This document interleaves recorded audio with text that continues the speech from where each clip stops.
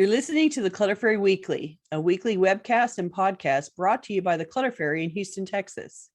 If you'd like to participate in one of our live webcasts, please visit cfhou.com/weekly. You'll find a calendar of upcoming webcasts, as well as instructions for joining the Zoom meeting via the app or by phone. We'd love to see you. That URL again is cfhou.com/weekly. Now here's the weekly episode. Enjoy. Hi, Clutter Fairy fans. This is the Clutter Fairy Weekly for March 4th, 2025. I'm your co-host, Ed Gumnick, and I'm speaking with Gayle Goddard, certified professional organizer and owner of the Clutter Fairy in Houston, Texas. Hi, everybody. The Clutter Fairy Weekly is the webcast and podcast that digs deep into the clutter that piles up between you and the life that you want to be living. We explore the habits and behaviors that lead to clutter, and we suggest strategies to slow the accumulation, reduce the collection, and comfortably manage the stuff we decide to keep. If you're new to our Zoom meeting, we want to let you know that you can share your comments and questions via the chat feature, and I'll try to make sure Gayle addresses them before we move on to another topic.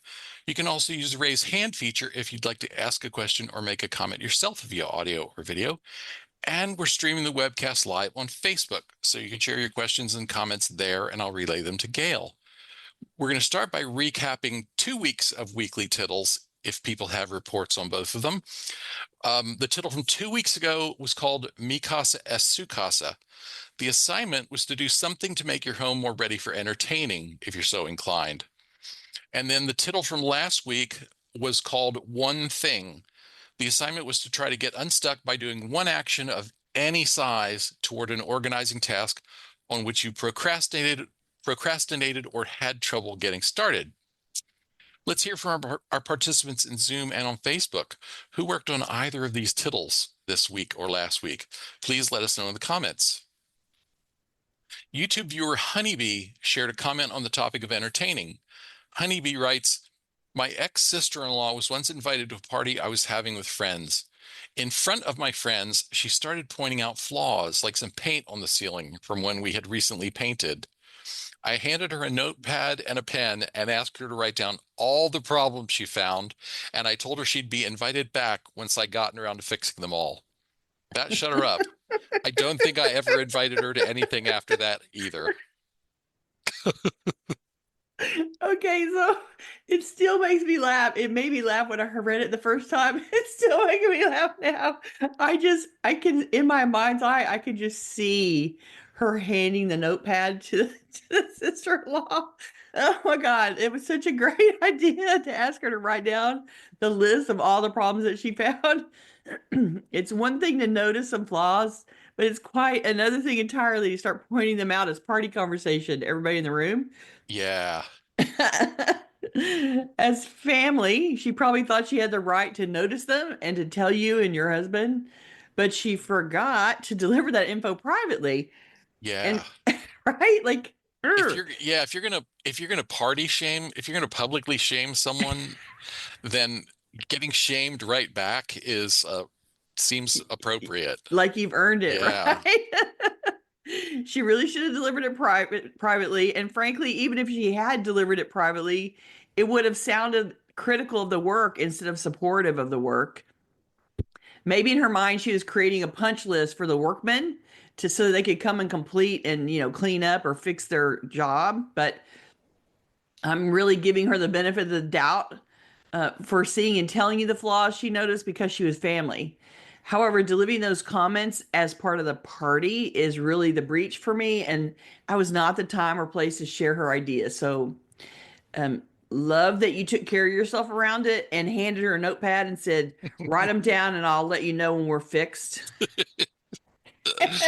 And I'm sure that she shut up because she realized what she was doing, or she at least realized that her sister-in-law was uncomfortable with what she was doing. And so I appreciate that you took care of yourself and you had every right. And giving her the benefit of the doubt, there may have been a reason why she needed to participate in the discussion about what was wrong, but she didn't need to do it at the party. So there you go. Yeah. Yeah. Thanks for sharing that one, because the story description just made me laugh out loud. Anita's got her hand up. Anita, do you have a tittle report for us? What's going on, Miss Anita? Yeah, I've been having some crazy times here, but what I finally did, and I only have just been thinking about doing it. I finally got the stuff for the taxes together. I only need I need to go through two more long summaries of accounts where I have donations and expenses that are deductible. And I made an appointment to see my tax accountant. So now I have to. I must finish it. You've But created a deadline, right? Like you yeah, created a deadline, and that is very also, motivating. I also figured out another thing that'll cut back on this next year. For the most part, I do Charity Navigator. I donate online, so I have those summaries. But periodically, they will send me a request, and I have something I have to make out a check for. And what I've done now, since I really usually can't read my carbons, and I don't record any checks, I just use the carbons, and I trust the bank to figure out the math. I have a little envelope for deductions, and I just tear out that, the check copy. As soon as I write it, go over anything that doesn't show too well and stick it in that envelope. So, because my bank I don't like the way they give you your, expense for the year or whatever. Yeah. You have to go in, you have to click on a check. It's not like in the old days where you could get your checks and go, Right. Now you you look get at the physical checks. Get an image. You got to look at each individual image to tell whether it's a deductible expense. Yeah. So I took that step out, which is good. I'm proud of you for setting the appointment and creating an artificial deadline, because now we're talking about last week's tittle, which was make a movement on a task that you've been procrastinating about. So you set a deadline, which creates artificial pressure for you to keep going. And you pulled out some stuff and you identified a shortcoming that you're dealing with this year that you can fix next year by pulling those carbons and putting them in an envelope right away. So you did a whole bunch of things towards that front, so good for you. And by the time you get ready to go to the appointment, you'll be in good shape. And I will ask this question when you go to see the accountant. You are collecting things for contributions, and you're probably collecting other information for other deductions. But the question you should ask yourself is, have those donations or the other things you're collecting for specific deductions met the threshold where you actually can deduct them? Because if they don't meet the threshold and he's just filing you with a standard deduction, then you may be doing a bunch of paperwork for no good reason. So and then they're not using it. So you need to ask him, are you actually deducting these charitable donations, or am I not meeting the threshold? Are you using the standard deduction? And therefore, I'm doing prep work for you that isn't necessary. If you're donating a huge amount of money as a percentage of your income, you may meet the threshold for specifically deducting those, but you need to find out whether he's actually using the data that you're creating, or if he declares, he figures out based on the dollar amount that it doesn't qualify. Yeah. And so find that out. And, if you can adjust, if most people give generally the same amount every year. And so if you know that generally is true and doesn't meet the threshold, then you can stop twitching about it and just give your money for the fun of it and don't worry about the tax records. Yeah. Okay. Okay. Rowan reports, I decluttered, and in parentheses, she says canceled some Amazon orders. Oh, very good. That's excellent. Stop the clutter before it even leaves its stop the auto delivery. Leaves the source, right? Right. Naomi says, I did the real bare minimum, found where the photos are that have been waiting for a decade to be sorted and annotated. Hey, that's a start. That's a start. You can't work with it until you have it in front of you. So if you found it, you're in good shape. And a lot of times people they're wandering around thinking I need to work on the photos, but they don't know where they are. And so if you went to the step to actually find them, step one. And that means you can pull them out and put them somewhere and move them forward in your priority listing of things to think about and deal with. Well, and she added, only did it because my sister asked for one of the photos from our parents' youth to show to our great nephews. Hey, whatever works, it takes, man. right? Right, whatever made it happen. That's awesome. Good job. Paula reports, I took a flag intended for but never used for a family member's funeral to the local VFW post. They were thrilled to get it. Oh, Also went through boxes and threw out enough stuff to toss 2 boxes. hey, 2 boxes emptied. That's awesome. Good job. Pat says, in a clutter hotspot challenge last week, I finally cleared off my kitchen table and 2 big kitchen counters. I only have 1 small counter to go. Wow, that is a good one because I'm guessing that that is a really active zone for you and that it's always has always accumulated stuff. So, good job. Think of it as lava now. What goes on the counter has to be very intentionally designed to be there.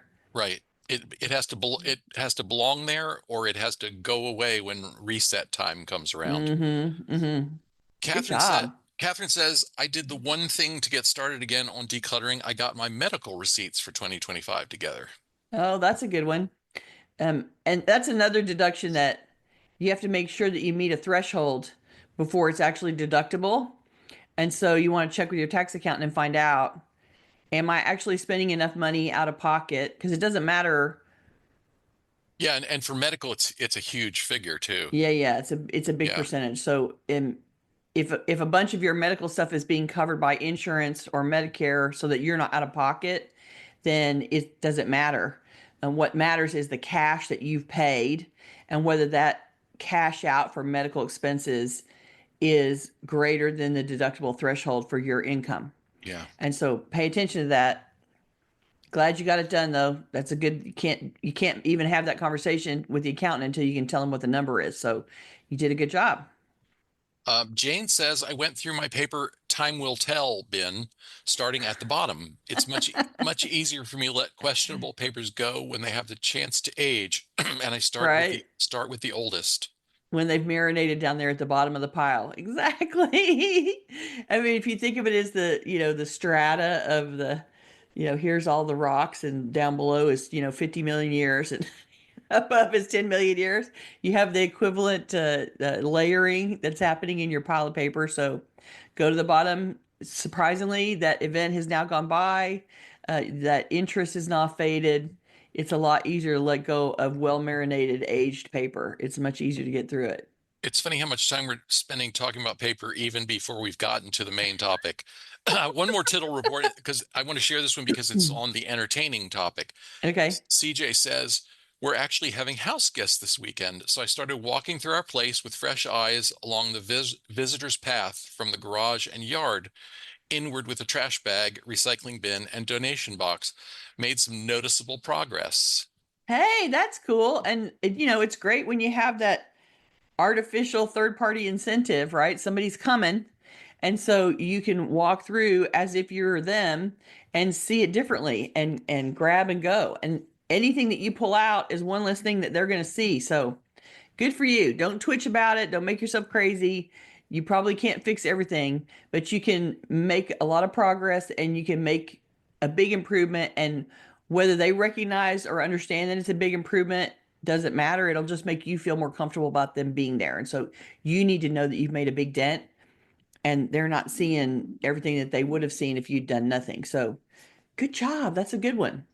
Okay, I misspoke. One more because it's really on theme. Okay. M says, I did a paper task so horrible that it had bothered me for weeks.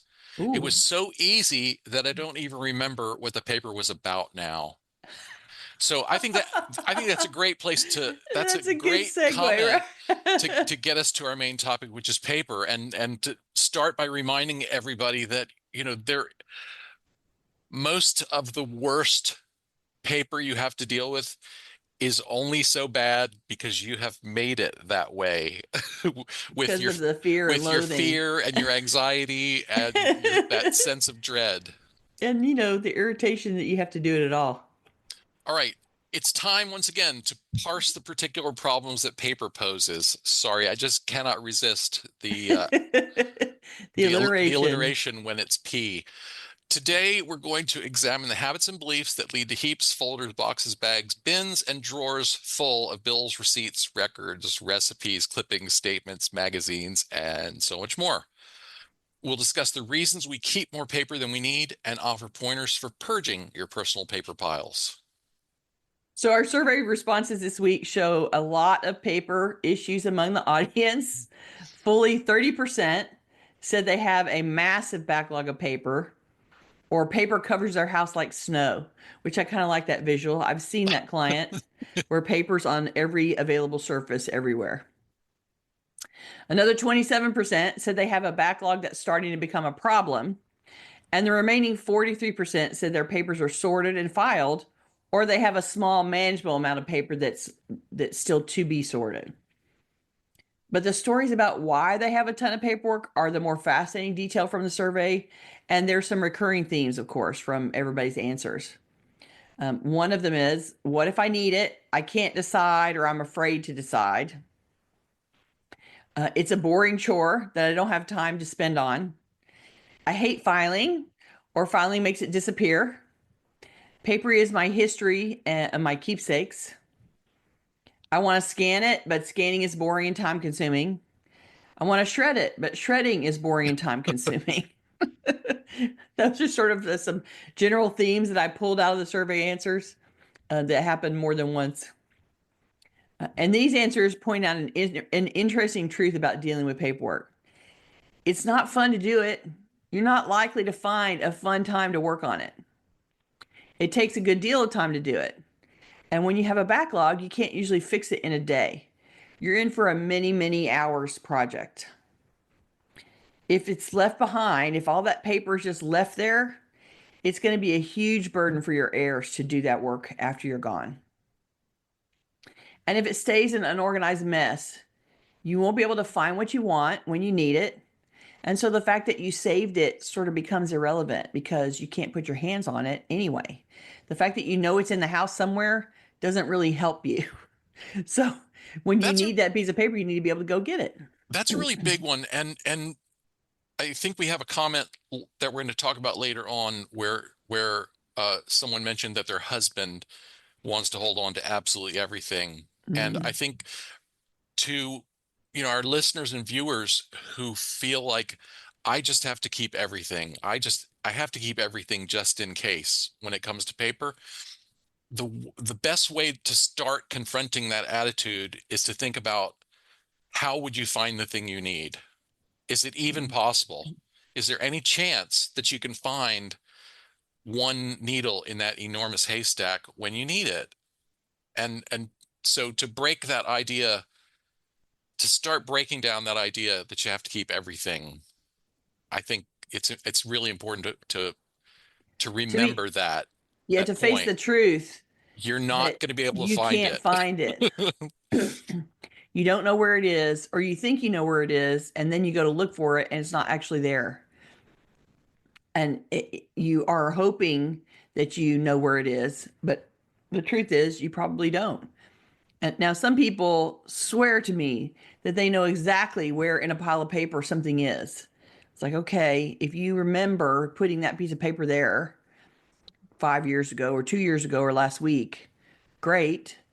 And can you guarantee that that pile hasn't moved since then, that you haven't shuffled it around, that you haven't inverted the pile, that you haven't knocked the pile over and put it back?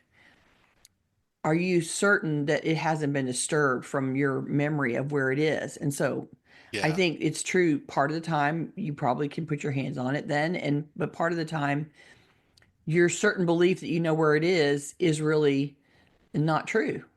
And you're just you don't ever have to challenge that belief because you don't go looking for the piece of paper to prove that you don't know where it is. So it's important to keep in mind that the fact that it's in the house does not mean that you can actually find retrievable something in any reasonable amount of time.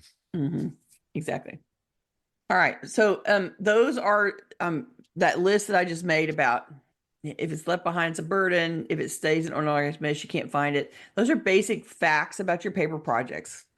The goal of any paper project is to get the paper down to a manageable set where you can find what you need, you can keep track of vital legal documents, and you can be able to file your taxes easier. So the question number 2 that we asked in the survey tells me how you're dealing with paper in maintenance mode. And 35% of you said, I sort and manage each day's incoming mail and other papers as they arrive in my home, which is awesome. 27% said that you manage those papers, the incoming papers, weekly. 19% say that you manage them occasionally. 14% said you let it pile up and then you deal with it in one Herculean effort. So I'm guessing that's at tax time, a few times during the year, randomly when you feel, oh my God, I can't find that piece of paper and I've got to have it before we when leave town. when you suddenly need to renew your passport. Right, and you can't Yeah. find the passport, yeah, whatever trigger that is. And then 5% of you actually admitted to, I tend to let the mail and other papers pile up indefinitely. So that's 38% of the audience that likely has a substantial backlog based on their limited frequency of paper handling. 27% that handle the paper weekly, they're probably not adding much to the backlog, although it's possible they may not be handling all of the paperwork. So the backlog may be growing at a much slower rate than the people that are ignoring paper more. The 35% that are working on paper daily are setting an example for the rest of us. Woohoo. And those of you that are handling it daily or weekly are actually working one of the two projects that exist. The backlog paper project is one, and the project of maintaining the daily incoming paper is the second project. And we forget that those two projects are really separate with two different processes that are needed to handle them. If you're working new paper regularly, you're working on the maintenance project, and dealing with the backlog project requires a different timeline and a different process. You might be feeling overwhelmed by paper, partially because you're still merging all the paper into one project. So separate the paper into two distinct projects, and tackling either one will be easier. Question 3 asked, describe the types or categories of paper clutter that you find the most challenging to sort, purge, and organize. And this gives us the categories of paper that people are struggling with they're struggling to handle or they're struggling to make decisions. Okay. Anne and many others said sentimental items. So much of the sentimental items is paper, right? Like photos, greeting cards, handwritten letters, handwritten notes, but also event tickets when you go to the concert or the movie, newspaper articles where you got mentioned professionally, or your kids show up in some kind of school newspaper for something they did. Travel documents when the family goes on a trip and you have all these. It used to be that you would end up with a bunch of itinerary paperwork when somebody scheduled a big family vacation and they pre-booked everything, and you end up with a big itinerary, and then you go places and you take all the little brochures with you. Everything, every museum that you go to or every tourist spot has some kind of paperwork and brochure that you grab and take out with you. And those become part of your sentimental items. And they range from very personalized, like a greeting card, to they're only attached to you via your memory of the trip, for example. So you have a brochure of the hotel you stayed in, or you have a brochure of the museum you went to, but it's not personalized to you. It's just a trigger that you went to that place. That paper is sentimental items is a big pile. Let's just say for sure. Well, and I think I put this one first on the list in Mm, the responses because I think it's one of the categories of paper where I think the idea we've talked about several times before of bigger buckets comes into play. And it's mm, also, I think, one of the areas where you can save a lot of work for yourself by segregating that stuff from everything else at yes, the earliest possible moment. So absolutely. make yourself if you don't already have it, make a folder or a box or a bin, whatever Yeah, capacity you're folder's not going going to be big to enough, need that holds, well, it would be for me. right? It would be for me But you because feel different about sentimental right, paperwork. right. And but yeah, whatever is an appropriate size for you, maybe expanding folder to start with, Mm, and make sure that you're culling that stuff right at the start. You know, take the the greeting cards you received, the personal letters, and so on. Everything we've we've just talked about, as new stuff comes in, get it out of the rest of the The system fray, yeah. straight into sentimental. One advantage to that is you're hardly ever going to have to deal with the sentimental stuff in any big hurry. Exactly. There's So no pressing timeline. if it's out of the way when you have to look at the rest of your paper to pull together vital financial information for taxes or whatever, having the sentimental pulled out is going to save you some time. Right.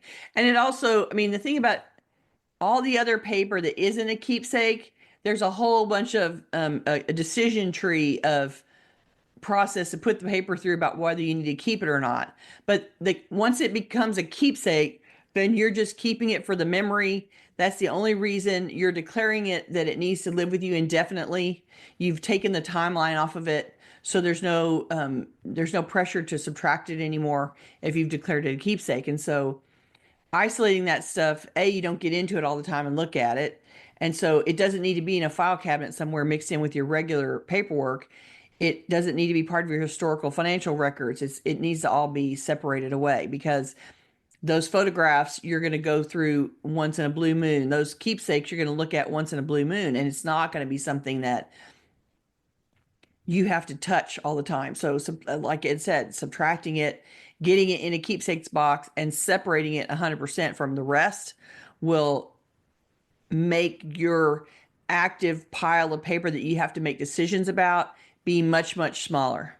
Because right now, if they're still all scrambled together, your pile of paper looks much bigger than it probably is, because one of the decisions is it a keepsake? Yes. That you want to keep? Yes. Then it goes in a keepsake box and you're done. That's the end of the processing. So until you want to start filtering and making the keepsake pile more manageable. So like you said, separating it out, pulling the photographs out, pulling the all of the other categories that we made of paper that is sentimental only, and pulling that out of the fray just reduces the volume that you have to do your other decision making about. Okay, Yvonne says she struggles with important documents like insurance and taxes. I never know what I should keep and what is truly unimportant. I get I get sent correspondence, but a lot of it feels redundant. Insurance always feels important, but a lot of the paper isn't as important as you think. So expired policies are an instant fire starter for you. You can just go put them in a fireplace somewhere and burn them up. Once the policy is expired, it means nothing anymore. An explanation about what, the current policy that's still in force. There's a start and an end date of of any kind of insurance policy: health insurance, liability insurance, Auto. home insurance, auto insurance. They all have expiration dates. So once the expiration date goes by, that policy is dead dog. Unless After, unless you have a claim that's yeah, going to unless you're in the middle pay of processing a claim. Yeah. under that policy, right? Right. But But most of us, if you've just when you receive your new auto renewal policy every 6 months, if you had no issues, no car insurance claims in that 6 months, the old policy can go right away because it has right. no future relevance. Well, and usually there's a little overlap. You get the new policy before the old one's expired. Right. So you can put the new one in and then go back when the old one expires and pull the old one out. But the truth is, all of those insurance policies in your life, anything with the word insurance attached to it, except some life insurance, is going to have constant churning. Here's the new policy, get rid of the old policy churning Right. that needs to happen. And so just knowing that about insurance.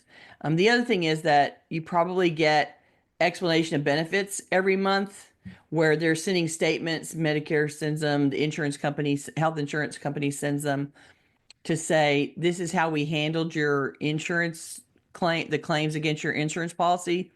So they write you a document that says, these 7 doctors submitted claims, this is the date of service, this is how much, this is what we approved, this is what we paid. And they're basically reporting to you how they're handling your insurance business. And if you agree based on the document that they handled those claims correctly, and they paid the doctors that you expected to be paid, and that it is nothing's weird about it, then you're good and you don't need that statement anymore. It's your opportunity to discover, oh, we submitted this claim, the doctor submitted this claim, and they refused to pay it. The insurance company didn't pay something, and they have a little bubble that says, and here's reference number A, and you go look at A, and A says, you haven't met your deductible yet. We applied it to the deductible, or, you know, this charge is excessive for this market and we won't pay that much money on that. There's a million reasons why they deny paying claims, but they will tell you somebody submitted this, we rejected it, and here's our reason. And so if you disagree with that reason or you think it's a problem, you can follow up with your doctor. And I will tell you that the doctor wants to get paid and there's an insurance person at their office that is trying to get that claim paid, so that by the time you figure out that something wasn't paid, they will have already tried to cure it. They will have already gone back and tried to mess with it and resubmit it in a way that might get it paid. And so usually you don't have to worry about it too hard. So if you review it and you agree that the statement's okay, they paid everything, it's not a big deal, then you can shred that document after you look at it. If you review it and you think it's showing that there's a problem, I took this test and they refused to cover the lab costs. Why is that? Then, maybe you've triggered yourself a phone call to call the insurance company and find out what's going on. But otherwise, unless you think there's a problem, if it all looks good, you can say, okay, it all looks good and everybody got paid, and shred-a-rama. It's time to go. Taxes is a large category of paper. So she said insurance is taxes, make her uncomfortable. Yeah. But taxes as a collection of paper is a few things, but you need to keep what supports any number that got written on the tax return. This is my revenue. These are my deductions. And the paper that supports those numbers that are the source for the numbers that went on the return, that's the stuff that you need to keep until the audit period's up. Plus bank statements and investment statements that show your financial transactions. What's good about it is if you have the paper now, and it's going to be basically a third party justification of your financial transaction. So it supports you in case you get audited. And if you do get audited, you don't have to go to your bank 4 years from now and request old bank statements for the IRS to look at. So if you have them and you can print them out now while they're relatively current and store them with the tax stuff, then you have support what's on your return, plus bank statements and investment statements to support, hey, I'm not hiding financial transactions. Here's my bank account. Here's my investment account. This shows money that's going in and out so they can look at it. And then you're covered from that standpoint. Paper that doesn't support a number that's on the return doesn't become part of the tax file. So if it isn't part of the tax file, then we have a whole nother set of conversations about why we're keeping or not keeping the piece of paper. But learning what those filters are in terms of taxes is a good first step to getting comfortable. Summer says she struggles with items that need more follow-up. So that's not really a paper problem. That is a to-do list problem. So once you identify paper that needs more follow-up, then you've created a to-do item. And now it's not about filing it away or tossing it. You need to put it on your to-do list instead and collect that paper separately from everything else. It's once you've declared, like, here's an EOB and there's a problem and you want to make a phone call to the insurance company or to the doctor, then now it's not a paper that needs to be filed or shredded. It's a paper that is supporting the question you want to ask the doctor. And so it becomes part of a to-do system. So the question is, how are you tracking your to-dos? And do you have a folder of paperwork that supports the to-do items you're doing? So you have a list of things you need to do. And sometimes those to-do items have paper to back them up. Oh, and somebody's saying Todoist for to-dos. That's an app on the phone. Yeah. Now, if you do it on the phone, if you do that listing digitally, you still probably want to keep the papers that are the reference that you're going to have in your hand when you make the phone call. And so having a folder of some kind, a capture mechanism of some kind for the paper that supports those items is where the stuff needs to go when you need to follow up. Audience member C, the letter C, says mentions three categories. One, information that is or might be useful. Two, mementos of all kinds. We've covered that. Three, Mm. lists, notes, to-dos, references. So the whole idea of general information, this is something I find really fascinating. You're saving interesting info when you don't have any immediate need for it, and it means that you really want to create a privately curated database of random facts. If you want to be able to use that info, you need to capture it somehow and organize it so it can be found again. Making piles of interesting or useful information is the shortest and least useful way to go. Once you make a pile of unrelated stuff, finding any one item out of that pile becomes a game of hide and seek, and mostly you can't find anything. So you're keeping interesting info, but then you have to create a system that you can reference it again. You also mentioned lists and notes and references, and that depends on what stage they're in. The list of things to do that are complete can go. Notes where you're learning something it's part of how you absorb info while learning. I know that people they listen to lectures or they read books or they listen to a podcast and they take notes while they listen. It's part of how you process and absorb, how you help that information right into your brain is by writing kinetically with your hand. And so you're going through a process. The note taking is a learning support, but unless you expect to study those notes again for some reason, like you're going to go back and read them, the notes can really, once you've finished writing them and you're out of the podcast, the notes aren't necessary anymore. They did the work of you're writing it down to help cement it in your head. But how likely are you to go back and read those notes again? I know people that take notes all the time, but they never actually go back and read them. Right. So what's the point in keeping them? And people who have saved the handouts from every single presentation that they've ever attended. Right? And never And go back. and this is where Samudra made a great comment that I think is really relevant here. When I hear information that is or might be useful, information that might be useful. Well, that's, you know, they have libraries full of that, Right. and they've got an internet full of that. And so Right. Samudra says, I started asking myself, under what circumstance would I need this? Followed by, how likely is that circumstance to occur? Right. And that's Which allows you to those are filter the information quickly. those are great filters. Mm-hmm. And then I think you can add to that, how hard would it be for me to find it again if I wanted it? Right. There may be information that you feel like is something you want at your fingertips, but at your fingertips does not mean laying around randomly Right, around the right, house on a surface. That is not a functional storage of that data. So if you want to create a notebook and put some sleeve protectors in, and when you find something interesting that you want to keep, you go put it in the notebook. How to get stains out of laundry. Sometimes I'll see lists like that around people's houses. Okay. So, create a notebook of ideas, processes, thoughts that you find fascinating and capture them.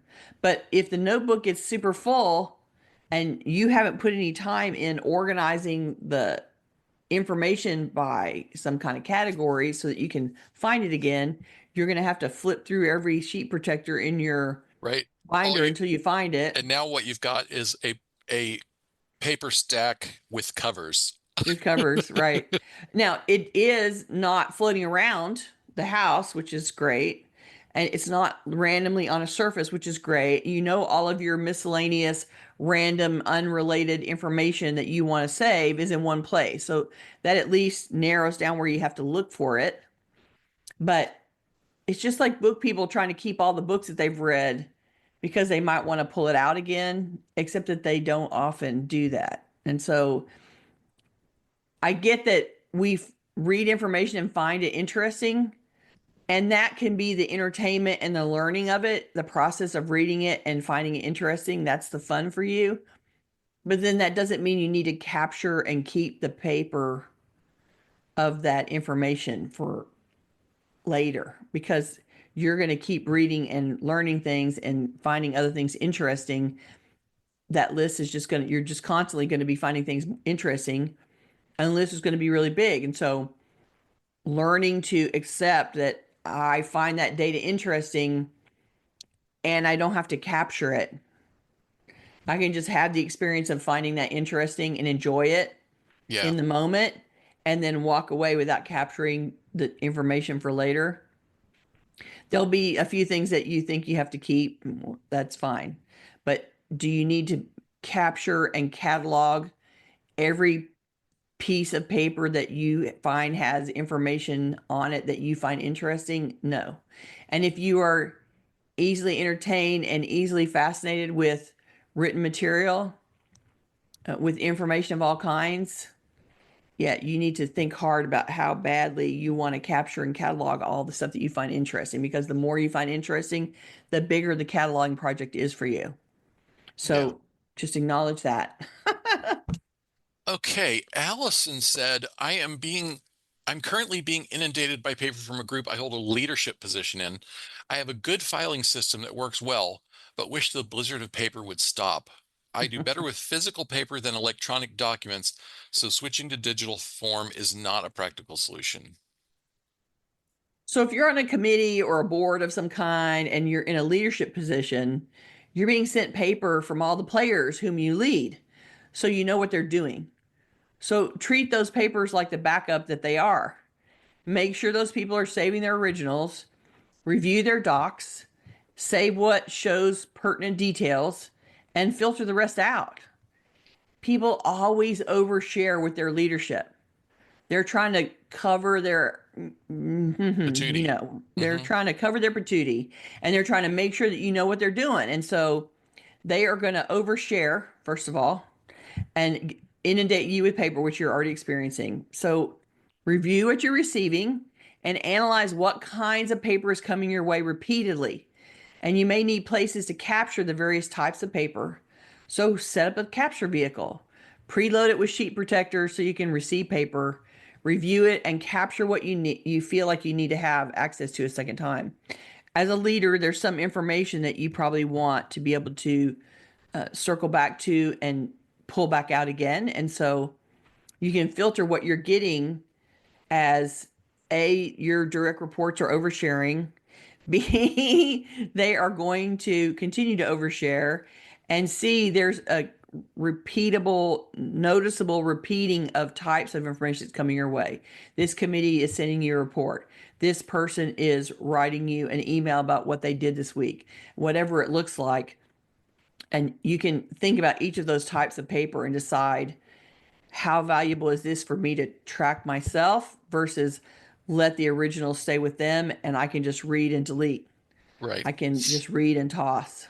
Yeah, like minutes of meetings are a really good example of something that you can read it once, make any notes if you see anything you want to dispute. If there's nothing you want to dispute, let it go. If you agree that the minutes of the last meeting are accurate, then toss it, because the recording secretary of the committee or board is already going to Who's have it keeping if you that ever stuff? need to see it again. Mm-hmm. Don't burden yourself with it. Right? Okay, let's see. We're gonna go over a few minutes since we started so late, if that's Yeah. okay with Yeah, everybody. yeah. Um, Noreen says articles from magazines and email newsletters. I save them in a Mm. folder and try to read and purge them regularly. Otherwise, they become useless because they're out of date/expired. Media articles of any kind are really a moving target. They become out of date really quickly and they get rewritten the same time next year. Right? So pay attention to how quickly you read what's in your to read file. Can you really keep up? If you can't, it's probably time to cancel some of those magazines or accept that some of those newsletters that you get aren't really worth your reading time. While this is another form of information consuming, it's fascinating. You think the article seems interesting, you pull it out, and I'm going to read that later. And so you're going through the process of selecting reading material and probably capturing more than you have time to read. And so when you go to filter, I think you have to say, yeah, that's been in there long enough and I don't have time to read it. I'm 2 inches deep into more current material and I got to let this one go. Yeah, Pay attention to how much you tear off versus how much you have time to read. I used to be afflicted with that particular issue of saving so much stuff, saving so much reading material. And I guess it was really probably when you and I decluttered my house that I was ready to sell, that the switch flipped in my head and I said, you know what? I'm never going to run out of reading material. I'm absolutely never going to run out of reading material. And it's kind of, you know, this reading material is something that's super relevant to me right now. But like, think of some things that were super relevant to you a year ago or 2 years ago that you never give a minute's thought to now. Mm-hmm. So collecting all this incoming reading material on the assumption that it's still going to be interesting to you by the time you burrow through through the thousands of pages of it that you've saved, it's, maybe a little unrealistic, Right. right? And it's true that there's some season to some of the articles. We get to the beginning of the year and everybody writes get organizing articles. And then we get to the spring and everybody writes gardening articles. And then we get to like there's a season to the random magazine articles that happen, random newspaper articles, random online stuff that is repeated. And so it may be a new take on it or it may be a new author, but this is not the only time you're ever going to get gardening tips Yeah, in your lifetime. yeah, They're going to come back around. So it's you're not going if you surrender that article, you're not going to not ever see that information again some other way. yeah. That's what I'm saying. Okay, let's move on to question 4 so we can tackle at least a couple of people's responses. For this one, we asked survey respondents to complete one or more of the following statements. I struggle with paper clutter because blank. I would have an easier time managing paper if only blank. Or the accumulation of paper in my home makes me feel blank. Mm. So Selena says, I would have an easier time managing paper if only I had a separate piece of furniture or a set of folders to organize it. So you're thinking you need a file cabinet to store paper. It's easier to create the set of folders and to store them in a file box. You don't actually have to have a piece of furniture to make this happen. And if the issue is that you're not sure what folders to create, if because you said I need a set of folders to organize it, if you're not sure what folders to create, then you're in luck because there are several filing systems out there for sale. You can buy a set of folders designed to store household paperwork, and you just have to do a little Google searching around that. There are people that make and sell sets of here's my system for household files, and you can buy them and they come with labels and you just have to set up the system and start filling it with your paper, so you don't even have to think hard about it. It can be done. So don't stress about you need to figure out how to create it from scratch, because this ain't the first rodeo for anybody thinking about paper storage and how to manage household files. And you can find somebody that did the work for you already and create a system and buy it. I would also point Selena or anyone else who is lacking a system to listen to a couple of our previous webcasts, and I'm going to include links to a couple of them in the show notes, Mm-hmm. where we've talked at greater length about the idea of bigger buckets. Mm-hmm. Do you want to kind of summarize that really quickly? Concept of The bigger concept of buckets. bigger buckets? Yes, because I think that we tend to make the basic filing system that everybody learns to make is take a document, put it in a file folder, label it with a name, and then file it alphabetically. And then everything gets spread out and you It's fill a file cabinet full of paper etc. ad infinitum. ad infinitum, and they're never related, and then you have to remember what you named. in order to retrieve the thing you're looking for, you have to remember what you named the file folder when you put it in there. And so an alphabetical filing system for each, with a file for each particular piece of paper, doesn't really give you a retrievable system that's very functional. So we suggest that you do it in bigger buckets instead, which is, instead of having a file folder for all the things, for each of the things related to the car, you would have a larger file folder, a big bucket that's called car, auto. And in that is, here's the documents where you purchased the car. Here's the folder that has the current insurance for the car. Here's the folder that has all the repairs for the car. Here's the folder for the purchases related to the car. Like I bought tires, I bought, new floor mats. Yeah, here's the fill in the oil back, change right? receipt. Yeah. Right. All that stuff can be in a bucket that's labeled car. So you don't have to, you can have a few file folders in the car bucket Or not. or not, Yeah, or right? just Like, lump it all so if together. you have to suddenly find something related to the car, you can pull out that big bucket that is all the car stuff and flip through that stack of isolated, segregated paper and find what you need. But it allows you to go, oh, this is related to the car, and you stick it in the car bucket, and it makes the decision making faster for you. And then if you want to go into the car bucket and refine the storage there with some other categories, you can, but you don't have to. Cars one, house is one, medical is one. And so there's some larger buckets to be had. Keepsakes would be one if you wanted to have them in that filing system Yeah. that you can aim for, that make the decision making process faster. I think to boil it down to the essential concept, it's set up a system that is as simple as you can possibly make it. Because the simpler it is, the easier, the better your compliance is going to be. The easier it's going to be to make those decisions as you're talking about. Right. Make your system as simple as you can get away with. And You can I will add, always dig in and subdivide more later if you find that you've yeah, made if it you too need to, simple. right? But if you make it too complex, you can end up with It's hundreds or hard to thousands of unwind it. things lost in an incredibly complicated, intricate system. That you're less likely to comply with because it's too Because it's complicated, too hard, right? right? Yeah. Compliance is just too difficult. One of the buckets in the bigger bucket system needs to be miscellaneous, because there are going to be some broad categories. This is related to my family. This is the car. This is the house. This, fill in the blank. This is my work.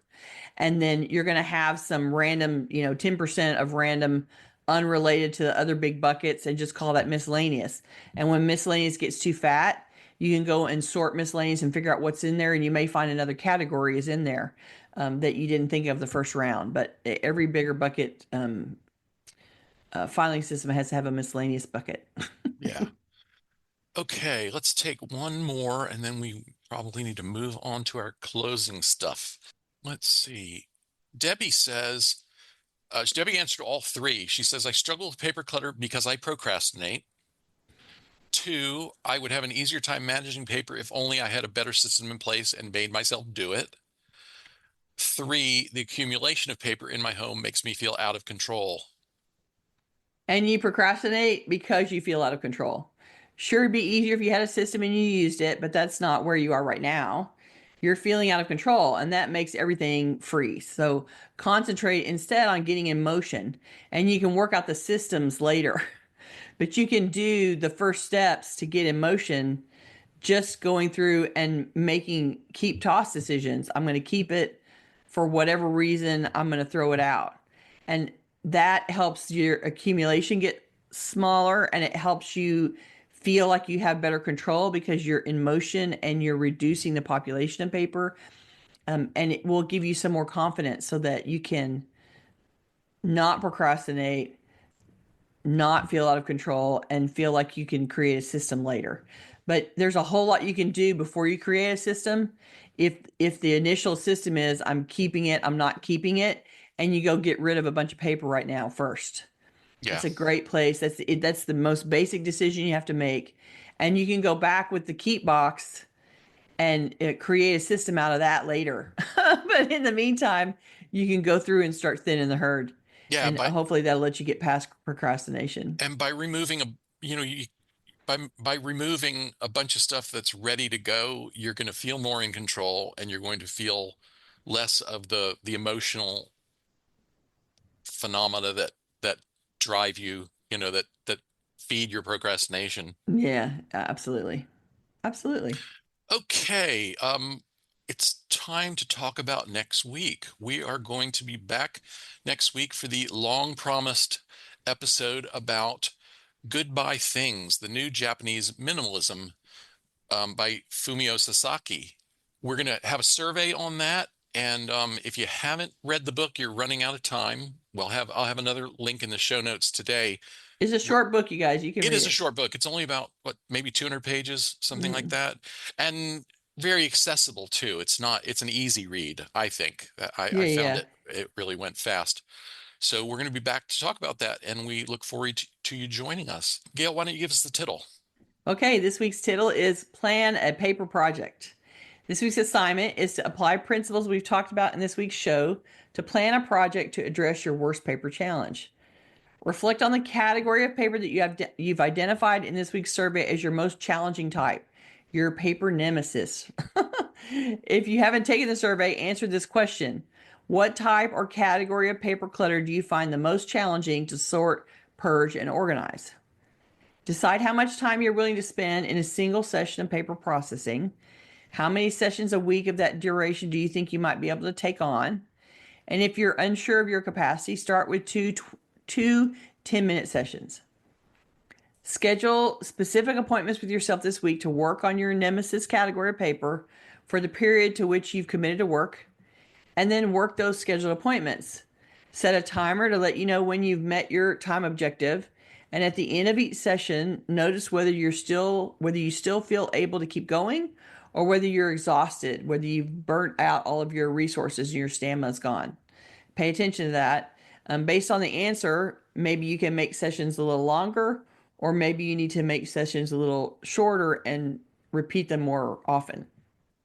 I think And then come back and tell us. Gayle, I think I may have accidentally I think I had another point that I was going to make there that seems to have not made it into the script, which was then plan a longer term project based on what you've learned through this 1 week trial.